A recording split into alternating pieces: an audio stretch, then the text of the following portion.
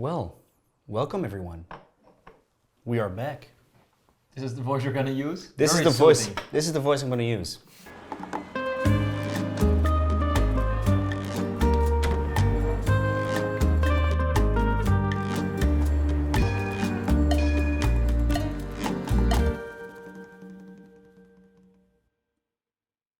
If you follow us, you probably know who I am. So we're gonna skip over that part a bit, I guess. And maybe you wanna go and head off with the introduction of yourself. Well, how do I start with such a long introduction? My name is Laurent. I sometimes go by La Vie for my friends. I'm new here at the AVW team. I do love watches, hence have I joined the team? We had this idea of starting YouTube again, I guess, in English.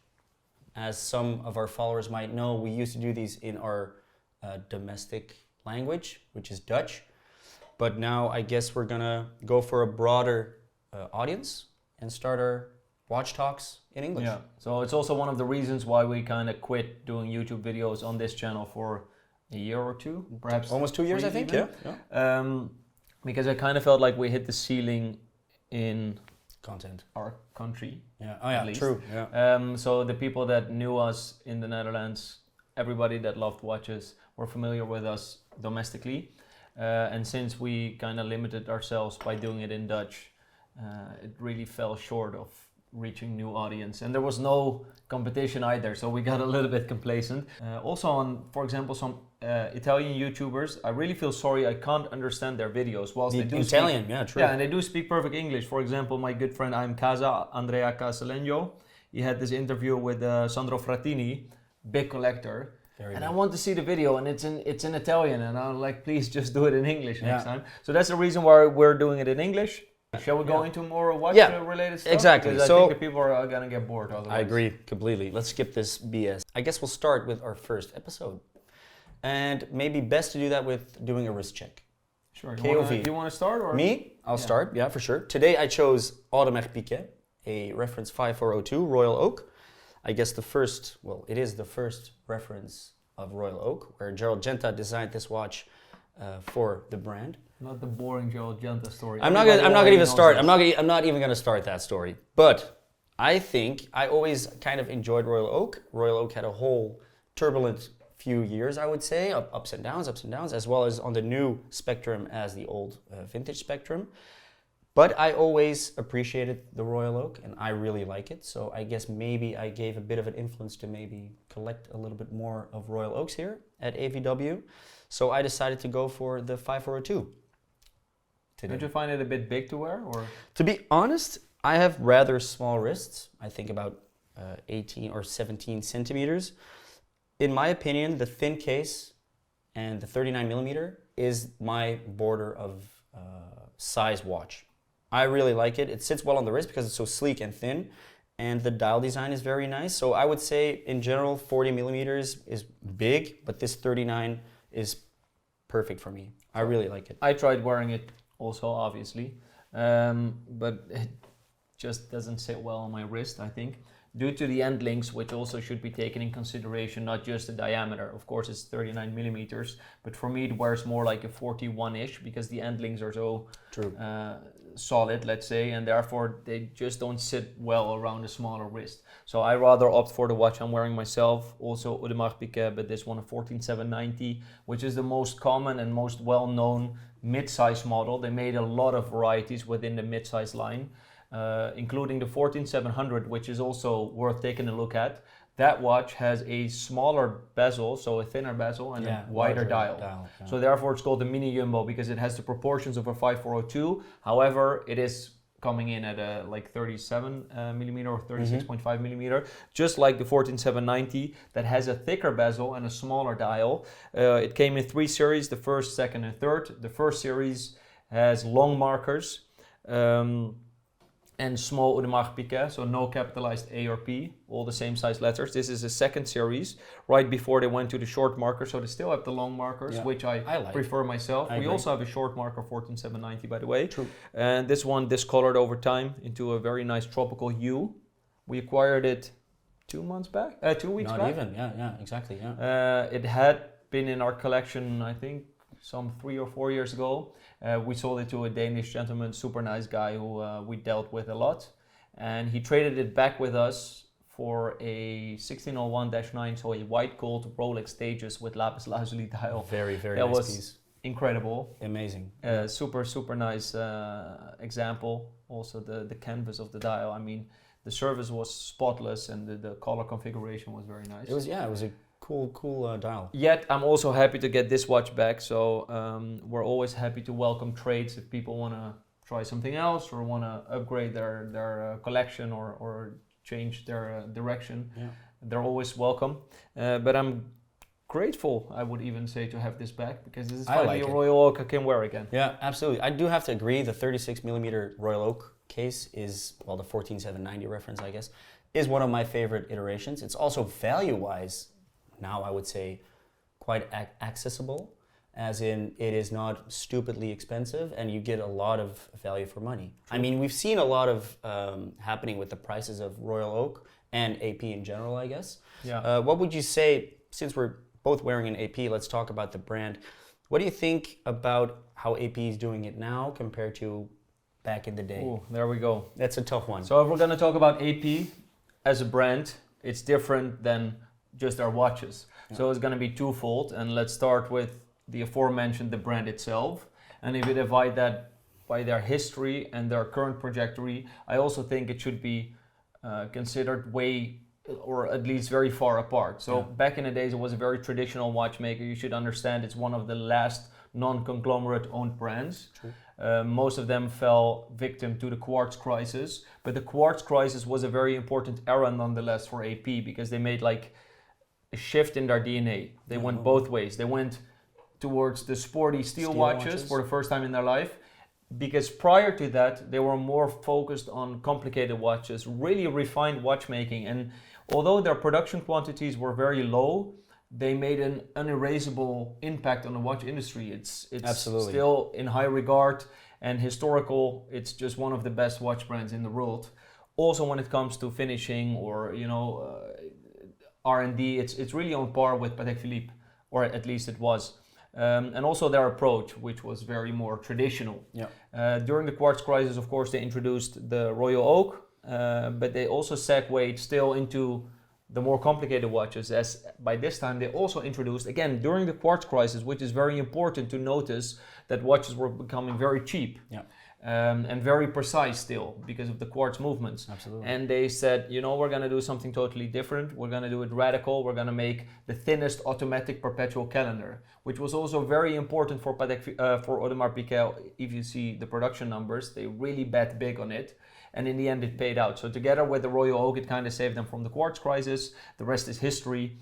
And those are the watches we really love. Yeah, absolutely. Now, if you want me to continue the rant, because this is like jabbing at my own soul. I love the brand, but I think it has to be addressed that I'm very reluctant to see the way they're going right now is not. I have to agree. Very appreciated by me and by many other collectors, and I don't feel like it's getting a lot of coverage. But the brand itself is exhausting the golden, or the goose that lays the golden eggs, which is of course the Royal Oak. Mm-hmm. All their focus is towards that model, and they bring all this, limited edition stuff, and every month a new one. And I think you kind of lose your relevance over time because, which is sadly the case. Trends are cyclical. So at a certain point, these watches will diminish in popularity. What you also see already happening, therefore the price is dropping. Yeah. Instead, Patek Philippe with their Nautilus, they don't bet just on the Nautilus. The Nautilus is a very, very small part of their revenue, which I think makes for a very much stronger brand that is going to be way more durable. So therefore, I think Audemars Piguet is making a mistake. But it also feels like they're trying to hedge their irrelevance by making collaborations with more the pop culture. Because you see this... what's the guy, Travis Scott or Kind of Music collaborations, it's really Gen Z focused. And stuff. Yeah, true. And I mean, it's as horrible as making those tacky garments they made with like sweatpants with their logo. It's really distasteful. And you see that back, their strategy also, I think in their very modern approach. I feel like the brand is becoming a little bit DEI. I'm not saying I don't want to make it political. I'm not saying No, it's no, a no. bad thing, I know what you mean. Yeah. but it's also the only brand that has a female as a CEO. And that's Which is, chosen, yeah, of not course, just yeah. on merit, I believe. She might be the best one out there. I have absolutely no opinion there. But I think it also translates into their approach in marketing. If you take a look at the people that work at AP houses now, Yeah. it's really a diverse set of people. Very woke, I would say. Very. It's becoming a little bit woke. And Yes. again, I'm not saying it's a bad or good thing. I'm just sharing my observations. But I do feel like that's hard to balance, especially in a short period of time. Yeah. So let's see how that pans out. But I'm very sad to see the brand that it once was. It's like they're trying to become the new Hublot, and it really pains me. I was about to say I would agree on that note. You're kind of seeing a bit of a Hublot vibe, deterrence. Patek Philippe still just targets these old white dudes, you know. Yeah, And in the end, I those guess are so. the people that are gonna buy also the super complicated watches, oftentimes. Yeah. So I hope really Audemars Piguet thought this through very well, and it's gonna work well. I do think their strategy of getting the AP houses instead of retailers is a good one. That is a cool. Yeah, I do agree on that. It's cost effective. These days, Yeah. you don't need a retailer to push your product, especially not if you're AP. It sells itself. Yeah. So why cut in your profit margins to sell it via a retailer who has other interests than just selling your brand and knowing your brand? But also in my experience and in the experience of my clients, when they went to AP houses, it's not like their knowledge is really on par. That was the thing I was going to address right now. Is Yeah. that sometimes we have some big clients that collect both vintage and modern watches, and when they went to the AP house, we always got the word that their knowledge on where the models originated from or were based upon is not there. So Let's hopefully say yet. Yeah, of course. Because it's also kind of new, right? The one in Absolutely. Amsterdam is like a couple months old now. Yeah. So they might need some time, but I'm just mind blown. You only need to learn about like one brand now. So you're true. not Yeah. a retailer that sells 7 brands. No. You only need to know about one brand, so at least get like the history right and stuff like that.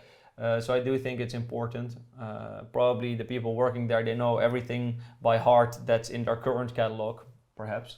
But I do think it also shows the appreciation if you understand the history behind it. And I don't think Audemars Piguet themselves really care that much, since they have this weird policy where, for example, a 5402 like this or a 4100, the first mid-size, the predecessor of this one, they do not service it anymore like they used to. So you have to send it now under the classic parts program, which is very weird, to get it serviced, and then it's gonna cost you like over 10K. Makes no sense. That's not preserving the heritage. That's destroying the relevance of your previous pieces for short-term gains.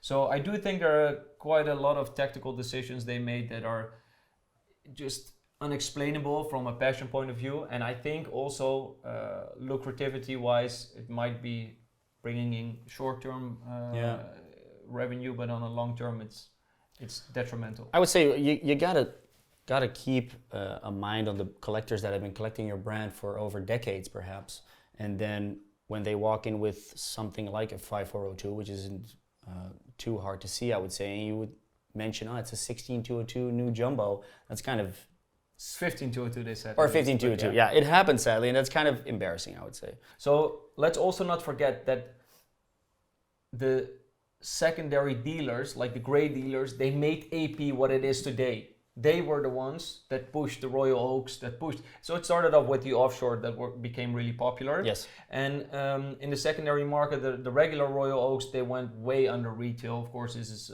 some decades ago.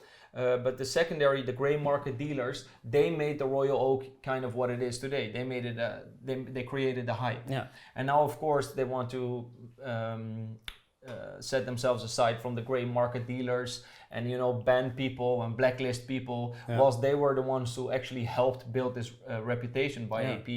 And secondly, what they also do, which for me is really a very weird paradox, is that they then go on and invite Nico Leonard, who is a great guy, don't get me wrong. Absolutely, to do this talks about AP, whilst of course he's also a secondary gray market dealer, which is fine. I mean, he kind of became an influencer too, I guess. Yeah, of course, but he also sells gray market AP. True. So, which is, to me, it's fine. Contradicting. But then it's a little bit of a contradiction. Either choose to really embrace for impact and kill the secondary market, or just say, okay, let's welcome everything and everyone who pushes the envelope Which for what they should the do. reputation of our brand. Well, you might make a case for both, but now they're in the middle. So on the one hand, they're blacklisting you because you sold your watch that you enjoyed for 2 years and now you want another one. Yeah. You get blacklisted. Whilst you purchased, for example, Sunny Wang, our friend, he purchased fucking 20 APs. And then one of the APs he bought, he didn't like anymore. He sold it and he got blacklisted. Yeah, that's but crazy. on the other hand, they're making also videos with people trading these watches. You know, it's just weird. Yeah. It just feels like there's no organization within the company of AP. No, I guess they kind of sometimes contradict themselves. It's a thing, but we'll see where it goes. I don't know. I don't like the Code 1159. I do love the Royal Oak. I've always loved the Royal Oak. So for me, it's still a love for AP. Well, once more, a reason to go for vintage. You don't have this bullshit politics. Exactly. It's just sometimes it feels like a cash grab, and with vintage, you don't have all this nonsense around it. It's surrounding the brand. Of course, it impacts the brand. Whatever it does, it might make this model more relevant or less popular or whatever. But yeah, it's one of the reasons also why vintage is preferred. I agree. And we do have a nice selection of Royal Oaks and Quantum Perpetual coming up. I would say take a look on our website. Check out the 5402. I made a nice video, by the way. So on my other channel, on KOV, I go really in depth about the Jumbo Royal Oak, so the one he's wearing, 5402, which is the first reference, up until the latest reference bearing the same caliber, 2121. This is your Coultre Base de Bausch. So they had this long run with all the varieties that I discussed and that I actually have on hand in the video. Very cool. But also make sure you check out the video I made with the Kanchen Perpetuals. I had like 20 or so. I collected them, as you can see in the video, where I go in depth about how important that model is, which is like diametrically across the 5402. It's totally 100%. Different watch. Absolutely. But they kind of derived from the same period and from the same standpoint of having to survive the quartz crisis. So I think those videos are very informative.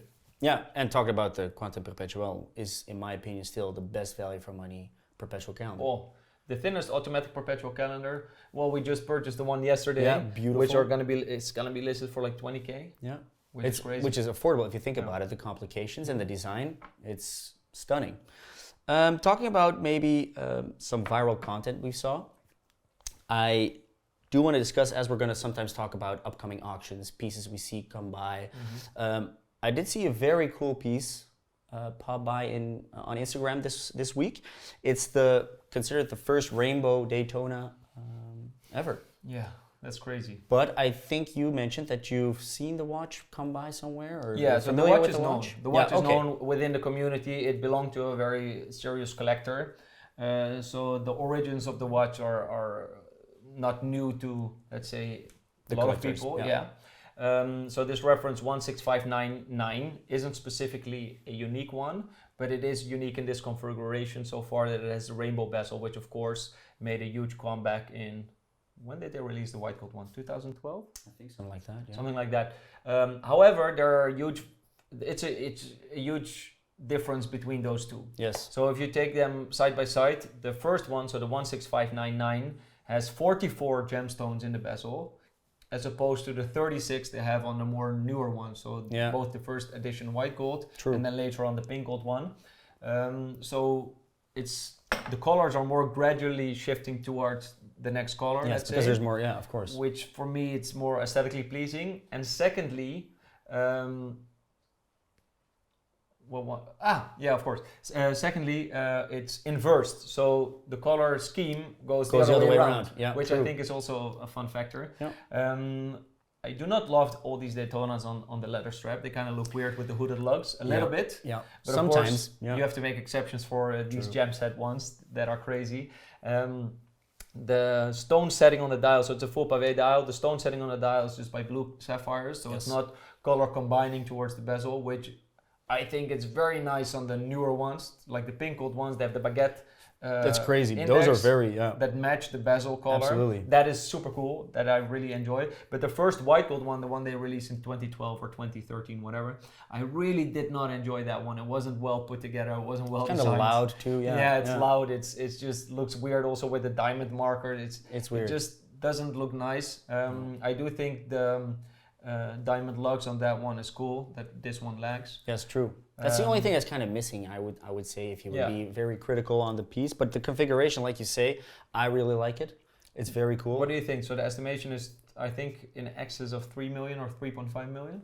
I don't know. I think it's gonna go way above that. I have a feeling with these pieces, you know, we've experienced it firsthand, where pieces are introduced as like the first of or whatever, and the estimates are just blown out of the water. Yeah. So for example, Philip Stahl from Rolex Special Report, he also mentioned like, if Rolex is going to be a contestant in the bidding, they probably will. I would think so. This watch can reach whatever price. It can do 7.5, it can do 12 million. And it made sense because he also made a case for it's very important for Rolex to have this watch because they're now really targeting this rainbow setting, which has become quite important for them. Yeah. So it's rather relevant for them to actually own the first one. They should, yeah. So I think if they are going to be at it, it's going to be bloody. It will be. I mean, they bought the Milgauss, the 6541 for 3 million, which was crazy. Insane. And there are way more of those than this unique example. Possibly, yeah. Probably, yes. So I would say also, if you look at, as you mentioned, with their new off-catalog pieces of the Daytonas, a lot of gem sets, a lot of diamonds. Yeah. They're really kind of bringing it back. So it'd be very logical for them to target this piece during the auction. Yeah. I think also it would not surprise me to see 8 million or maybe even 10, like you say. By the way, for the people that are curious, it goes on and have deep pockets. You have to have deeper pockets than Rolex. Very, very. It's gonna go at I think 8th of November. The November. Yeah, first November. I guess first week of November. So it's a targeted auction for watches between the 1980s and the end of the 19th, I believe, which is cool. I think I like these thematic auctions by Philips. Yes. And it also shows how prevalent the neo watch collecting has become, because this era has of course become more popular in current days. And you can also see young people collecting a lot of watches from this period of time. Yeah. So I think it's nice to see a lot of attention going towards those watches instead of just the watches from the 1940s and 1950s, or on the other hand, the very new watches. This is like sitting in between. Which is becoming maybe the new vintage era that's coming by. Moving a bit. Yeah. I mean, it's also part of a nostalgic feeling owning vintage watches. And this era for a lot of new collectors is the era they grew up in. So it also gives them more of a bond with this period of time, I guess. I agree. I'm excited to see it. We'll be there for sure. We're going to the Philips auction, the auction week. Not going to be bidding on that watch. Well, we'll sit this one out, I guess. Maybe do like the first bid. Yeah. You have always these kind of dealers or people in the room. You know, go up to like 2 million. It's a watch that has like an estimate of between 1 and 2 million euros, and they're gonna bid at 400k. They're gonna be like, dude. As if they're gonna buy it. Yeah, absolutely. We do see that, but it's funny. It's funny. We'll sit there. We'll enjoy the auction for sure. I guess we've discussed everything we want to discuss on this first episode. You have anything to add? No, not at all. No? I think it's been long enough. It's been long enough. Maybe it's the first episode. We're getting used to this. Please make sure if you have anything you would like to see on this new series, put it in the comments below. We'll put in a link to the videos about our AP videos on the KOV channel. They'll be probably somewhere here. We'll plug you this time. I got you. And of course, follow us on social media. Subscribe if you like this video. Give it a thumbs up. And we hope to see you next week. Yeah, and comment. So maybe your comment gets discussed next week. True, yeah. We will. Thank you for watching.